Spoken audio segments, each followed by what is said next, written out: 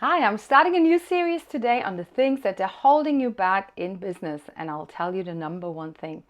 You might have tried many things already in your business, or your business might be ticking along quite nicely, but you never feel relaxed and confident, and you're anxious on how to proceed and unsure of yourself. So let me enlighten you on this. Let me say, first of all, this is not your fault. So if you wonder what I mean with this, follow me on Insta and see the post that I wrote about this. The link is in the description. And also subscribe to my YouTube channel and hit the little bell, because you don't want to miss all the juicy content that I post for you that will propel you forward in your life and business. But back to you. So over the next few weeks, I'll deep dive into the blocks that are holding us back and what we can do about it. I'll introduce you to my GAPS model that I teach my coaching clients, and that helps them 100% to get where they want to go in their successful business, but also in their lives, to have the dream clients and attract them into their life. And if you don't have this one thing right, it's just never going to happen. If you're a little bit like me and you're an ambivert or an introvert, these things don't come natural to you, and all the things that we're saying to ourselves. So let me say, whatever it is that has stopped you, it can be resolved. You already got this, and we can figure this out together. All right, if you're new here, my name is Susanne McAllister, and I help ambitious women to get the life and business of their dreams. I'm a therapist and coach, and I help you to stop overthinking the anxious things, and I help you to resolve the blocks that are holding you back with my GAPS and my unstoppable method. All right, so get in touch for a consult or book in your free consultation call with me. It's also in the links, but let me get to the blocks, because that's what you're here. You're here to hear about you, not about me. But I can tell you, I've had many blocks until I was able to stand here and talk to you, even on YouTube, before I would go out to networking events, before I put myself out there, before I would make offers to people that I can help them. So the number one thing, the block that we have, is our self-limiting belief. The thoughts that we have, that you tell yourself, but more so the meaning that you give these thoughts. So where do they come from and what do they do? Because most of us, we know that we shouldn't speak to ourselves in this way. And I'm going deeper into what do we actually say. And we might even hide these thoughts from not only others, obviously, but also from ourselves. So you might have heard me speak about attachment style, and all the thoughts that we have about ourselves and how we see the world comes back to our attachment styles. I'll not go into this for this video, but we're either securely attached, we're anxious attached, or we're like avoidant, where we avoid things. We're too anxious or we avoid things. All right, limiting beliefs have a way of creeping up on us, and they come to us in different ways. Even when we think like, yes, I know all this mindset stuff and I rah-rah all these things, they come to us when we at least expect them, and they're hard on us. So it's a feeling of certainty that we have, and it's a story that we've been telling ourselves throughout our lives, unconsciously or consciously, and we're looking for the proof that this is true.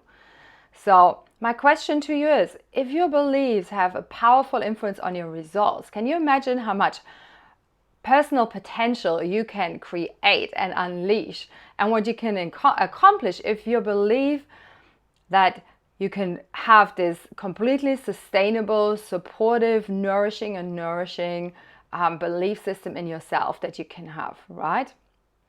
So this is why it's so important to get rid of our blocks. I'm going to talk about the 9 most common self-limiting beliefs that you need to be aware of to actually have this business and dream of your life. All right. Okay, let's start with this. Holding you back in these things and the things that are really making these. So I'm working with the clients on this.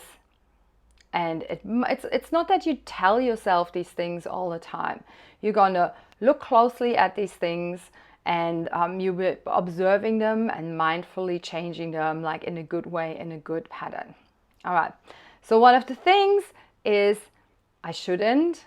So I should be doing this. I should be better now. I should be further on in my business. And the other one is I can't. And you might have heard a lot of coaches talk about this. It's the most limiting belief you can imagine, because it gives no opportunity. There's no space when you say I can't. And when you even change this to I have the thought that I can't, something shifts in you already. So a little tip from you. So, because the more you repeat the statement, I can't, the more you actually believe it. And your unconscious mind is doing the things that you're asking it to do. It's listening and responds to what you're telling it. So some people even have this feeling of feeling physically blocked. If they say, I can't do this, they can't.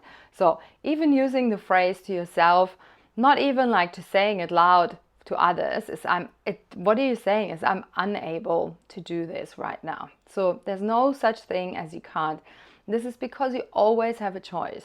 You can do anything you set your mind to, and even if you don't have the skills yet, then you have the ability to learn these skills. Like I was really sucked at marketing. I'm very good at connecting with people, but then to ask them, hey, do you want to work with me? Do you want to book me? That was my limiting belief. Oh my God, then they find out that I'm not really good. But we're getting to imposter syndrome in this series as well, but not today. So you can say, I can't yet, and that changes it. Or you can say, I have the thought that I can't, and then there's some room to maneuver. The other one is, I can't because I'm not. So adding the reason to the limitation gives it even more power because you're justifying this. So I am this about yourself. I can't because, so like I would say, I'm not courageous enough. I'm not good at this. I sing in a band and I don't think I have the most amazing voice, but I have so much fun. So I'm like, as long as nobody kicks me out, this is where I'm now. I'm like confident. I'm like, right, as long as they say don't throw tomatoes at me, I'm doing it because I love it and I love bringing joy and I love singing. So I don't say like, I don't sound like Beyonce and I don't sound like Adele, but that doesn't stop me to go on stage and do the things that I want to do, right? So identifying these beliefs and these statements that actually make us who we think we are right now, and this is how we can change it. You can say, I can't go not networking because I'm not a people person. So can you imagine how much these beliefs hold you back? You can make these little changes day by day by looking at different ways of describing yourselves. You can say, I'm becoming more organized as I learn to plan each day, or I'm learning to network as I meet new people. I'm just there to make new friends. Another thing we say to ourselves is like, I'm not good enough. And that's the most fundamental limiting belief there is. And that's the one we can probably have in our lives. We probably always find. So we're always good enough. And that's the reason why we're here. You have a reason to be in this world. You have a mission here. You have, the duty to be here, to put your best foot forward and to change your life for the better. So you decide what you believe. You can decide to change these patterns. We can't change these patterns when we're in the same system in. So this is why deep work is really important. But you can start by negotiating with your little voice in your head. So it might even sound silly, but you can have a little chat with it. So if I got on stage and then like the Susanne that's like comes on, and I can say, here she is again. And then I also say, well, how old are you now? And then often it's like something comes up when I was rejected as a child. So then I go, here she is again. I love you. I'm going to sing that song for you. So the other thought is that we're fearing that we will be judged. So we hold ourselves back from doing new things because we're afraid the other people will judge us and they see that we don't have what it takes. And then that's even more people that judge us, and we feel even more judged, and then we judge ourselves. So we don't have any control over what others think, but they don't think anything about you at all, because they're so busy thinking about themselves and wondering what you think about themselves. So if I feel judged by other people, it's more often that's just a reflection of your own thoughts and your own fears and your judgment about yourself. So you can ask yourself, where am I judging myself right now? So remind yourself that no matter what outcome you get, just the fact that you're showing up and giving things a go means you're always more than good enough.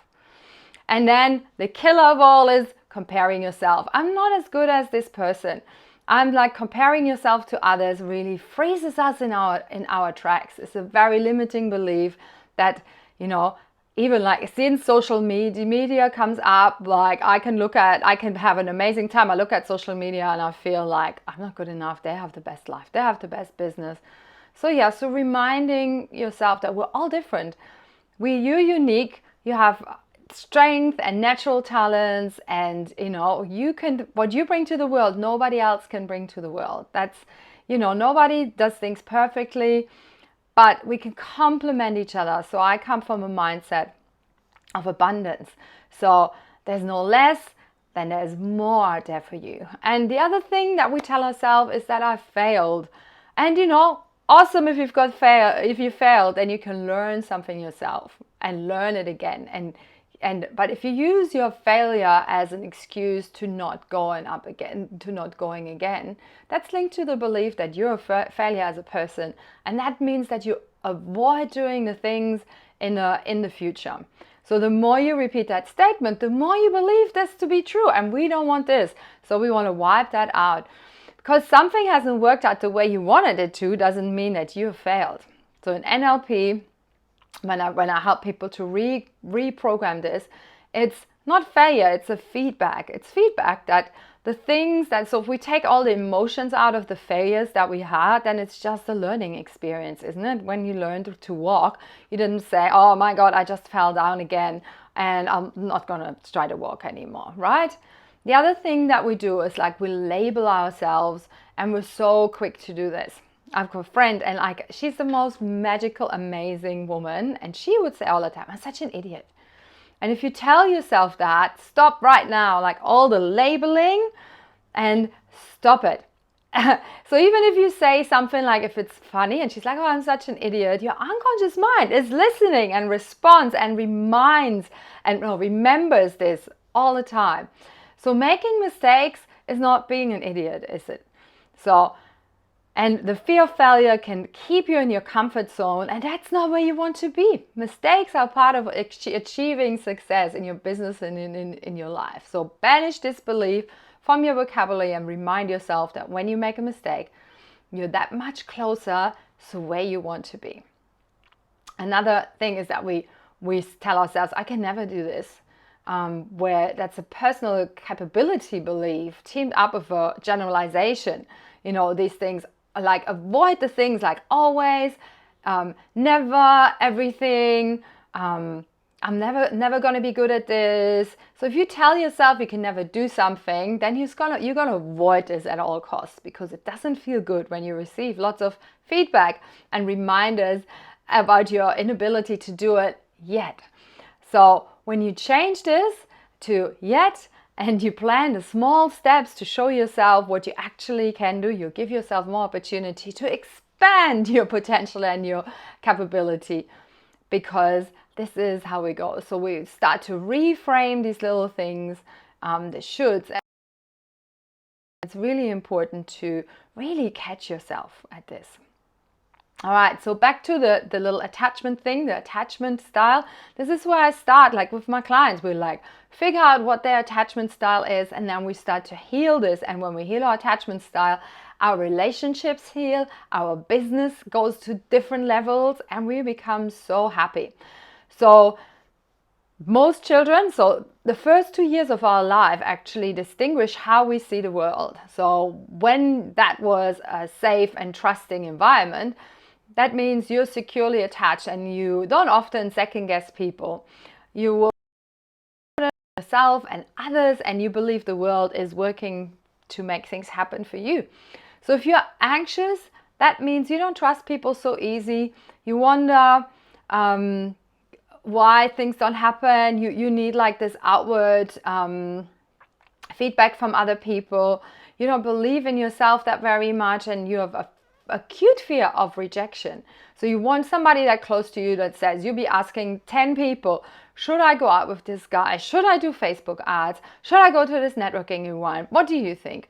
And then we've got the other type, they're avoidant people. They have the attachment avoidance style, and they're like very self-sufficient and never explain anything. They don't like the idea of like been relied upon by anybody. They manage their lives by themselves. They don't ask for help from others. And they might be super critical, and that's a very interesting thing. And then there's like all sorts of nuances from this. So they might be that anxious, but then they're avoidant, so they're like blow hot and cold.